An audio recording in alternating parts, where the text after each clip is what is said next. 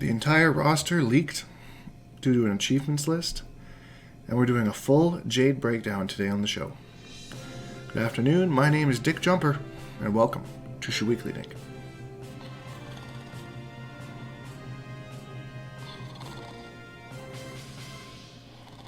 If you're new here, please make sure you subscribe to the channel. Turn on notifications if you want, because we do this weekly news show every single week, unless there's no news, or sometimes if there's just small news, we'll wait till bigger news to wrap it all up into one. So, that being said, please enjoy the show.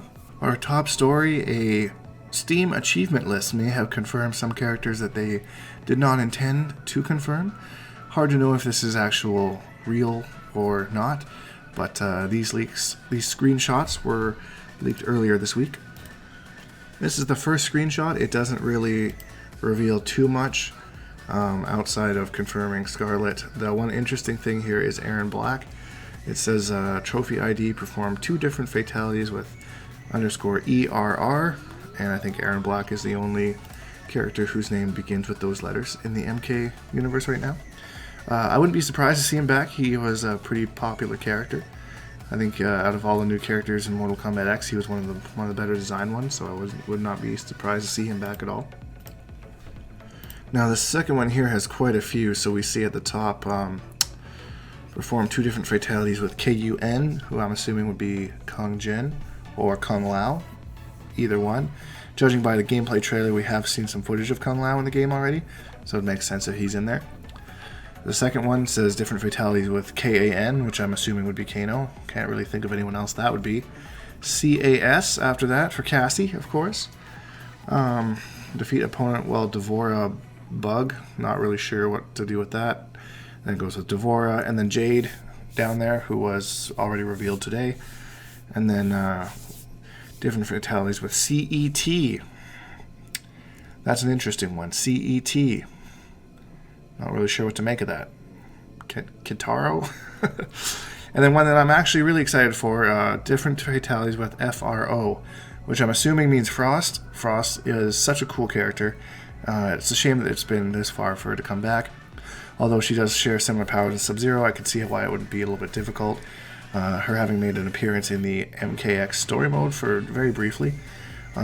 It would be really cool. I'm really curious how she fits into the story here. You know, like, how do you have this fan favorite character who they've almost completely written out of the universe, and all of a sudden give her a big enough role in the story to be included in the MK11 story mode. So, and you know, the same could be said for Scarlet too. So things like that is what really interests me when it comes to that kind of thing. And then the last one here we have SON, which I'm assuming Sonya, KAB, which I'm assuming Cabal, KOT, Kotal Khan, another character that I think was very well done. Not surprised to see him back. And then JAC, which is Jackie, I'm assuming. Don't think there's anyone else with that name. TER. Terrence? From Terrence and Phillip, perhaps? Not sure who that would be. In this KOL, there was some talk about a character called the Collector. One thing that is noticeable on here, and then below that is Liu Kang. One thing that's noticeable on here is there is no Garrus, so perhaps a Collector could have been like a save spot for Garrus. Maybe that's what he's known as in, you know, just in the game before he actually comes out as the sub boss or whatnot. But yeah, interesting leak. What do you think about it? Are you excited for any of these characters? Could you do without them? Well, what are your thoughts? Let me know down below. Other notable things on this list is that there is reference to Mercy and Animalities. That would be really awesome. It seems like they went to like a Ultimate Mortal Kombat 3 theme here, which is interesting because like the first Mortal Kombat 9, when they did the reboot, was very heavily on Mortal Kombat 1. Mortal Kombat X kind of did its own thing, and now they're in Mortal Kombat 3 universe, kind of, a lot of those characters. So I wouldn't be surprised to see Mercy and Animalities kind of be reincorporated. Mercy would be such an embarrassing thing to have thrust upon you in tournament. That would just be, I would be so mad if someone did that to me. Assuming I didn't come back, obviously, then I'd be happy. But either way, with that news out of the way, Jade was revealed today on the NetherRealm stream, and oh, does she look powerful. I'm very excited. So I was going to play the stream like I did last time, and we are going to do a complete breakdown of her, and maybe we can add some stuff in the comments. We'll just do it all together. So without further ado, let's get into it. The first thing I noticed in her reveal trailer is this Goro's lair. Obviously with a dead Goro. I'll turn that down a little bit. Words will overwhelm you. Now you seem overconfident. And she seems to be still in Revenant form, which is interesting.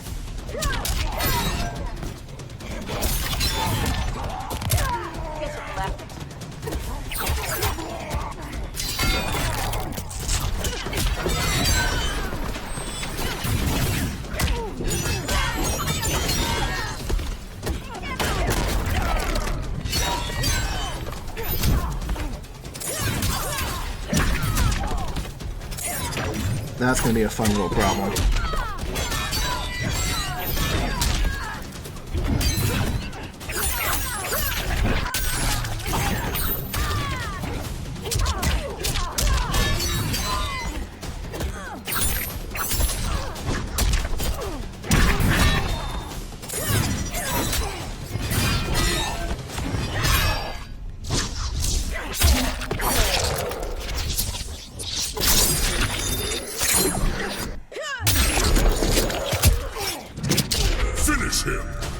So I thought that I would let her trailer just kind of play through for you guys, just in case you missed it or something, or just wanted to see it again without me talking behind everything like I am right now.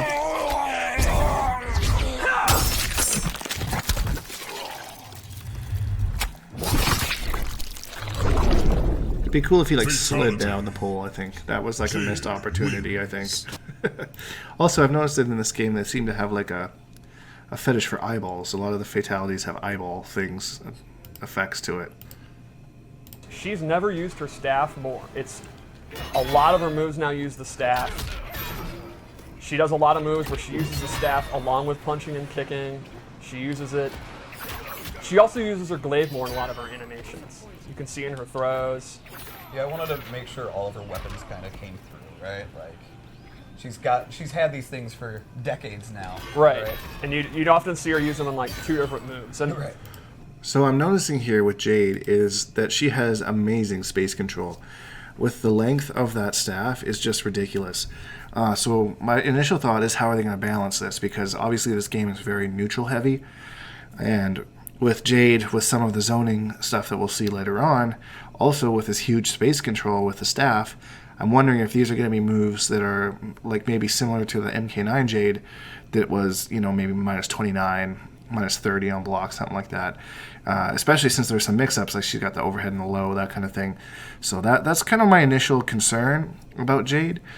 You know, obviously frame data and stuff is going to change before the game's released, but that was just one thing that I thought about right off the bat. As I break this game down, the more I would play it over the last year, it always struck me the range of the characters is really strong because of their weapons, and it kind of occurred to me, this is essentially a weapons fighting game in some ways with a lot of characters. Like, it's way more of a ranged game than we've previously seen in MK. Like, you can see her down 2 is awesome. It's one of my favorites to use in the game. That's ridiculous. It definitely covers a lot of... Yeah, it's a very, very good move.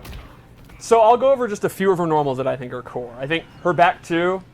The wiggle stick. Yeah, the wiggly stick is extremely fast, multiple hits, really easy to, you see it, hit confirm it into a special move. Good damage. It's an awesome whiff punisher. Oh yeah, and I mean it's definitely there to keep the distance, right? Exactly. Like I have this much space at all times. When she's hovering around this range, if you think you're going to hit a button or whiff an attack, you're in a lot of trouble. Yep. It is a high, so if they do like a down 4 under it or they can duck it, it's going to whiff, but it's awesome for controlling this upper level like chest area space. There's some really incredible stuff just with how the staff moves, like the anime. So of course that's a returning move from MK9. She had a very similar move. One thing is I can't remember seeing too many combo starters with Jade. So although this move is quite good as far as range goes, and you know they did mention it's a high, so I mean you can just duck underneath it. Obviously I'm wondering what kind of recovery it has on whiff, because that could be interesting. If you're just kind of throwing it out there, but then you're stuck there for a little while, waiting for it to recover. So it'll be interesting to see if she has any sort of like combo starters that she can kind of link this to, because right now it just looks like she can kind of just do unsafe special moves. So although this is great space control, I don't really know what she would get off of it. Like just a lot of the moves that the staff makes, the little just micro moves are so visible and cool. Shoutouts too to the audio team. I love the clank, clank, clank the staff moves make. So another one I wanted to show is her forward 2, which is a big long-range overhead. This is actually relatively slow. It's over 20 frames, and I think if you're really looking for it, you can see it. But if you're not ready, if you're crouch blocking for other reasons, you know, you think she's going to down 4 or whatever, she can hit you with it. Yep. She's not going to get a pop-up. She's going to have to just do the full string, or she's going to have to just commit to doing the shadow kick. But it's a pretty good overhead with a lot of range. And I think it kind of complements what you were saying about her back too. Right. Like a lot of times I'll kind of hover around this range, they're looking for this, they're focused on that, and she can just kind of dash up and throw, or do a jump in, and it's kind of a move that keeps you thinking at all times. She's like a mid-screen character. Exactly. Yeah. Another one that complements that is her forward 3, which is one of her kick strings. It's this full thing.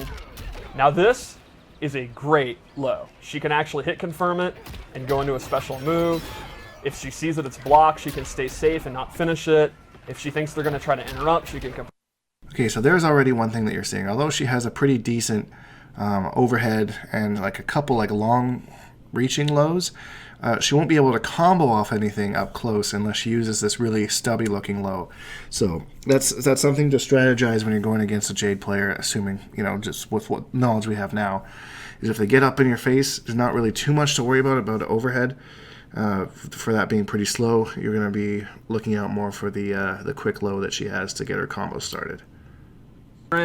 That heavily complements her forward 2, and it's significantly faster. It's just an overall great low attack.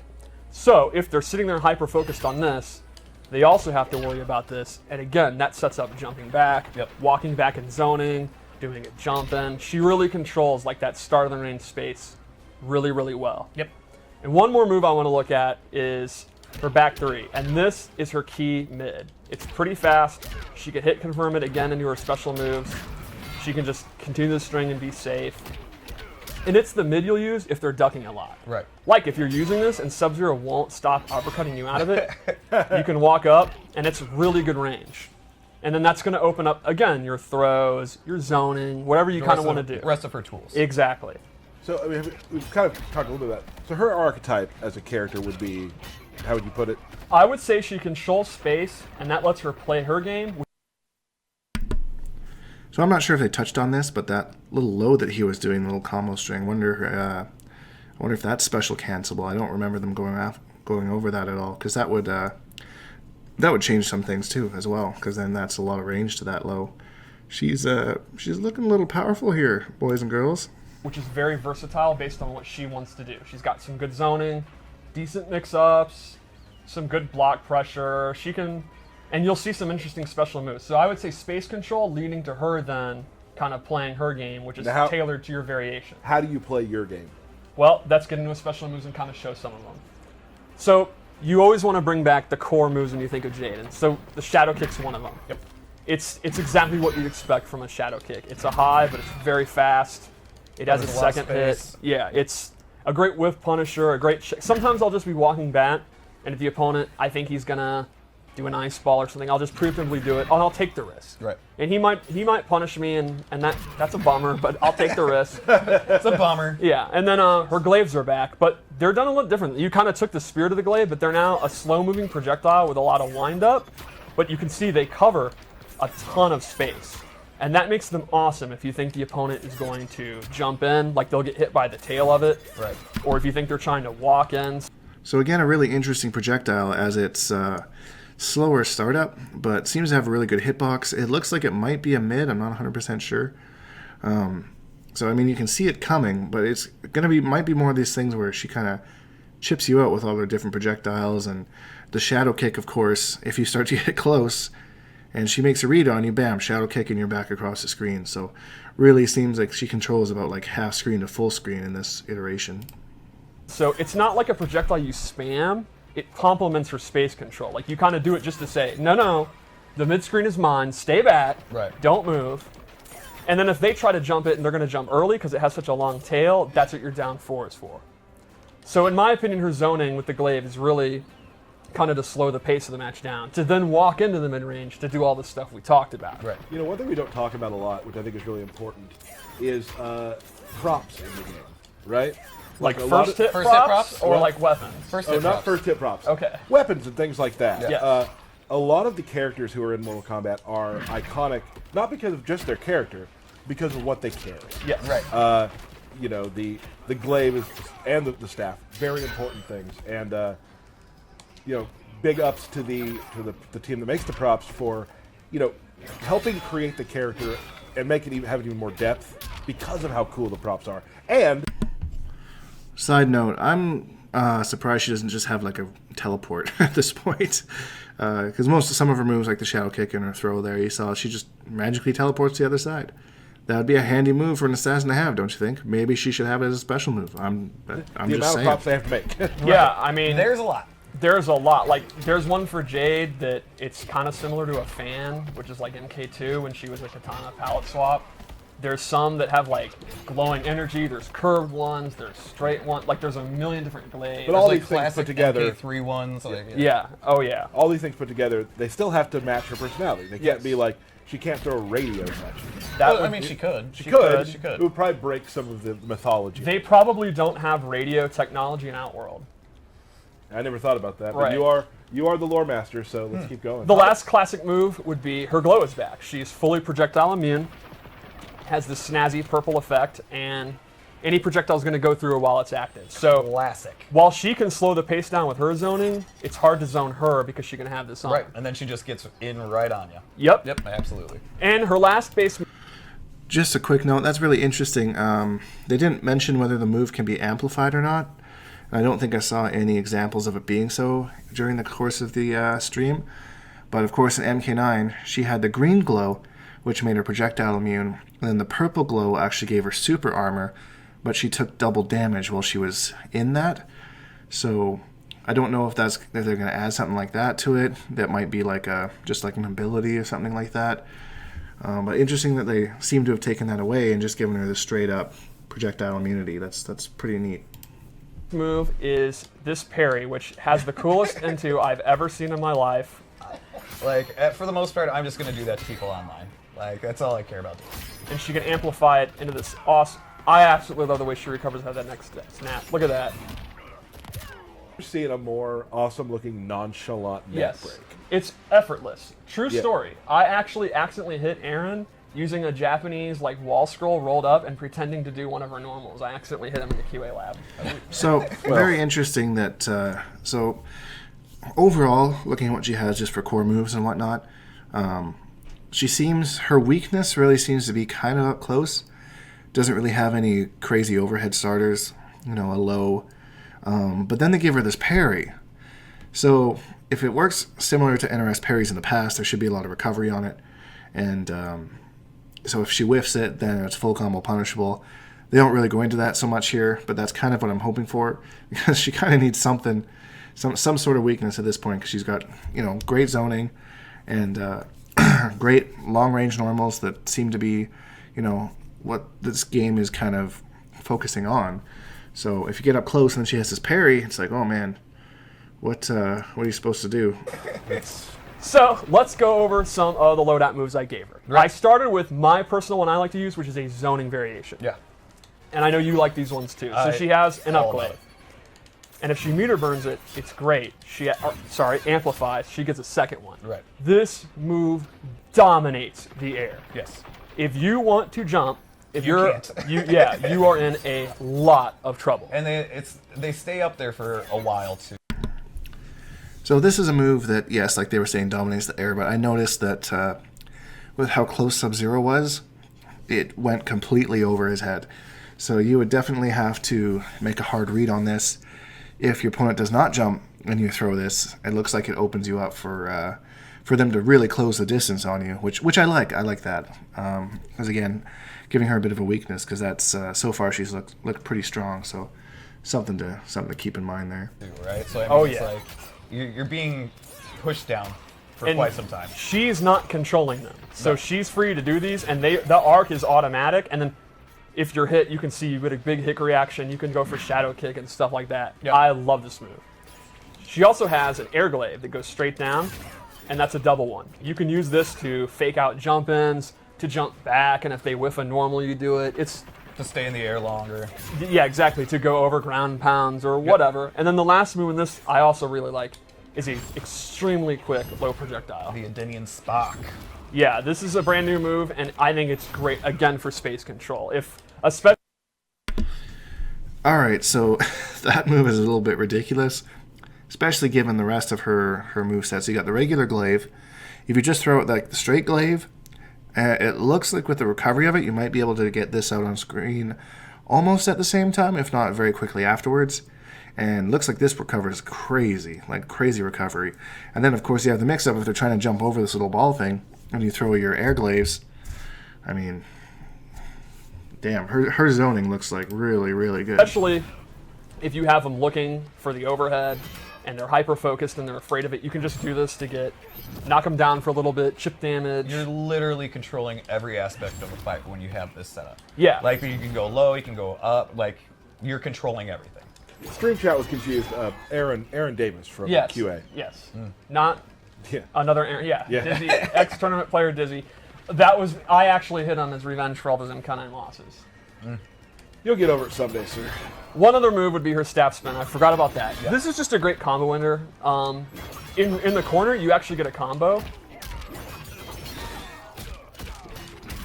Normally, she's not really a combo character. For all her space control, she really isn't.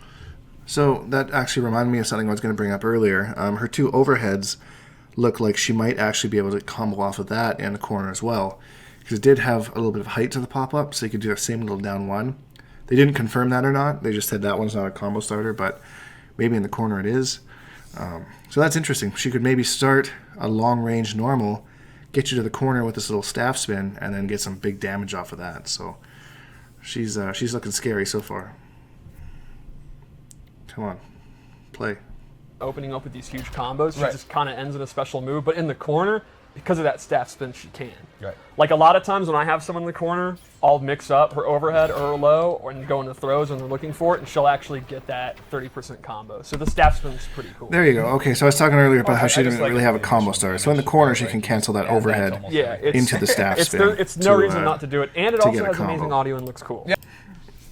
So after that, they kind of go into what to do against Jade and kind of the ideas that I had, where it was get in on her, don't let her do much, and yeah, she doesn't do a whole lot of damage with her combos, so she's going to rely heavily on her zoning, which if they're going to have zoning characters in this game, I really hope that's how they do it. You know, they either zone you and they suck up close. You know, I think that's balanced. That's what I think. So I hope you guys enjoy this little breakdown of Jade. What do you think of her so far? You think she's a little bit too much? You think she's fair? Are you excited for her? I know she was a fan favorite. I'm very curious how she fits in the storyline, as she's one of the few characters that seems to still be a revenant. So is she a bad guy? Or is she like a revenant that like realizes the mistakes of her ways and comes back to save the day? Or does she work for Katana, who is still a revenant? Oh my god, that's so crazy. Anyways, let me know in the comments below. If you enjoyed this video, guys, please leave a like, because it really helps me out, and subscribe, because we make new videos every single day. #Boondocks, all that stuff, and we'll see all you guys in the next video.